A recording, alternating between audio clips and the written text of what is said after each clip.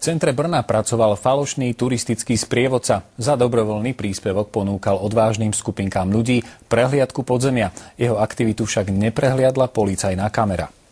A touto šachtou vstoupila 16členná expedice do podzemních prostor. Zájemci o prohlídku podzemního labirintu pod nejstarší části města se nechali nalákat na nabídku muže. Ten za peníze nabídl vstup do podzemí. Tento muž se prokazoval nějakým falešným potvrzením o tom, že může vstupovat do podzemí, dokonce vybíral ještě poplatky, údajně snad na nějaké technické zabezpečení toho podzemí. Ve chvíli, kdy vstoupila skupina lidí přístupovou šachtou do podzemí, je zachytila policejní kamera a v zápětí byla nelegální expedice vyvedena strážníky zpět na povrch. Okamžitě jsme vyslali na místo několik hlídek a opravdu jsme spatřili 16člennou skupinku lidí, která si nazdvihla poklop. Propletené chodby, které jsou často propojené s kanalizačním systémem, nejsou plně zmapované a v jejich útrobách zahynulo již několik lidí. Jsou to různé stoky, štoly, odpadní kanály, jsou porušené klenby, hrozí sesunutí, jako se to tady několikrát stalo. Skupina dobrodruhů po sobě zanechala i grafické symboly na zdech a svíčky. Případ byl předán státní policii a s mužem bude zahájeno trestní řízení.